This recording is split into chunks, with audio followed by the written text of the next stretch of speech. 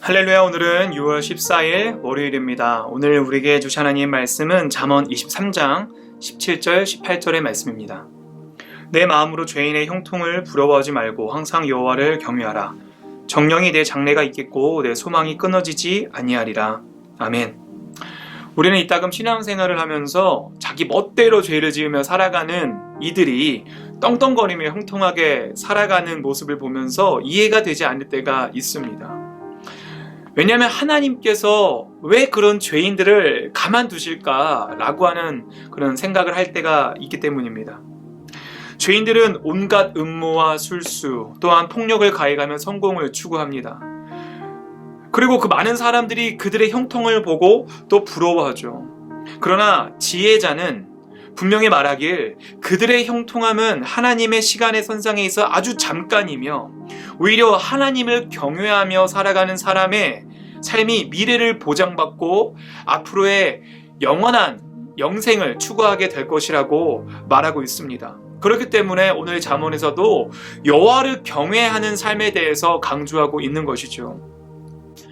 여기서 우리의 두 가지 하나님의 깊은 뜻을 발견할 수 있는데요. 첫 번째는 만약에 정말 하나님께서 그 죄인들을 일일이 다 심판하셨다고 가정한다면 우리가 생각하는 그 흉악한 죄인들은 물론 심판받을 겁니다. 하지만 정말 그들이 우리들에 비해서 상대적으로 더한 죄를 짓는 죄인이었다 할지라도 과연 우리들 또한 이 죄인이라고 하는 그 신분에서 벗어날 수 있을까요? 우리들도 아주 작고 큰 그 죄를 짓고 살아갑니다. 우리들도 그런 죄인의 모습을 가지고 있기 때문에 만약에 정말 그 하나님께서 죄에 대해서 일일이 심판하신다면 우리들도 그 심판에서 벗어날 수 없다는 것이지요. 어쩌면 하나님께서 그 죄인들을 즉각 심판하지 않으시는 것은 바로 우리들을 향한 기다림이자 배려일 수도 있다는 것입니다. 그리고 무엇보다 그 죄인들이 돌이킬 수 있는 기회를 주고 계신 것이지요. 두 번째는 우리가 생각하는 형통함이란 대부분 무언가를 소유하고 또 얼마나 가졌는지에 대한 기준을 삼을 때가 많이 있습니다. 하지만 잠언서의 기자는 미래의 소망이 눈에 보이는 형통함에 있는 것이 아니라 눈에 보이지 않는 하나님께 있음을 말하고 있습니다.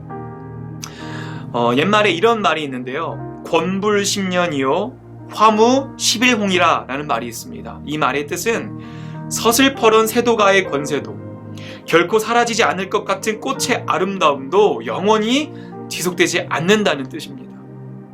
이것을 너무나도 잘 이해하고 있는 사람이 한 명 있었는데 그게 바로 솔로몬이었습니다. 솔로몬은 그 누구보다 이것에 대해서 깊이 깨닫고 있었고 실제로 전도서에서 이런 이야기를 하죠. 헛되고 헛되며 헛되고 헛되니 모든 것이 헛되도다. 여러분, 솔로몬의 삶은 우리가 잘 아는 것처럼 온갖 부귀 영화와 이 세상의 모든 것을 가졌다고 할 정도로 모든 것을 누려본 사람입니다. 근데 그 모든 것을 누려보았고 형통함의 끝이라고 할 수 있는 삶을 경험했던 사람인데 그의 결국 나왔던 고백은 바로 모든 것이 헛되다는 것입니다. 이 헛됨이라고 하는 히브리어 명사 헤벨은 증기 혹 숨을 뜻하고 있습니다. 손에다가 후 하고 불면은 잠깐 와닿았던 그 숨은 이미 흩어지고 사라지게 됩니다. 줄 수도 없고 모을 수도 없고 다시 느낄 수도 없습니다. 이처럼 우리가 가지고 있는 이 부귀와 영화들, 어떤 소유함들은 잠시 잠깐 우리들의 손을 스쳐 지나가는 잠깐의 즐거움, 그 이상 그 이하도 아니라는 것이지요.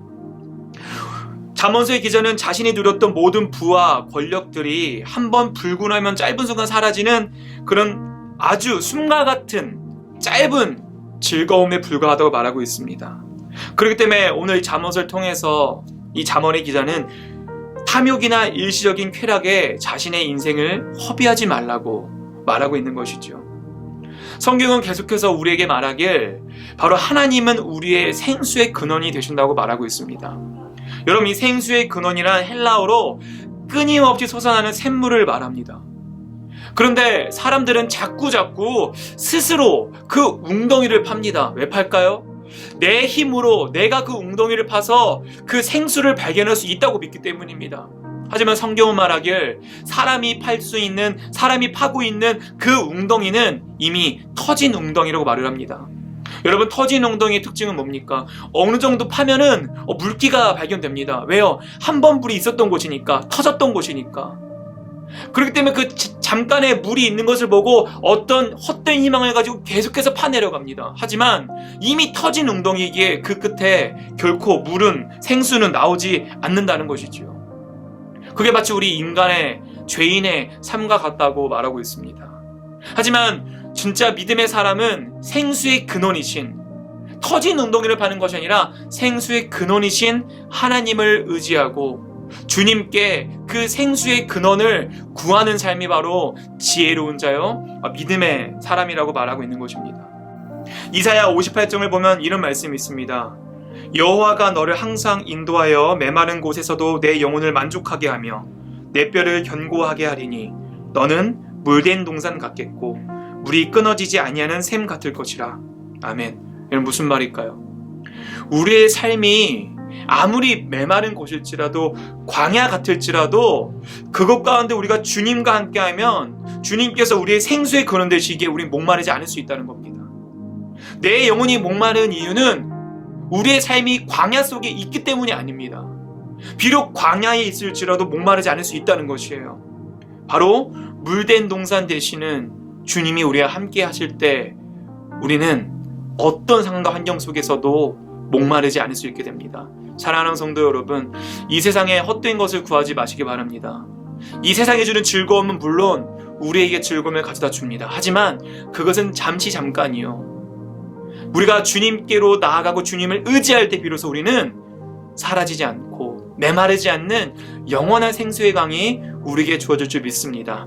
오늘 하루 생수의 근원 되시는 주님을 의지하며 살아가는 저와 여러분 되시길 주님의 이름으로 소망합니다. 기도하겠습니다. 하늘에 계신 우리 아버지여, 이름이 거룩히 여김을 받으시오며 나라가 임하시오며 뜻이 하늘에서 이루어진 것 같이 땅에서도 이루어지이다. 오늘 우리에게 일용할 양식을 주시옵고 우리가 우리에게 죄 지은 자를 사하여 준 것 같이 우리의 죄를 사하여 주시옵고 우리를 시험에 들게 하지 마시옵고 다만 악에서 구하시옵소서. 나라와 권세와 영광이 아버지께 영원히 있사옵나이다. 아멘.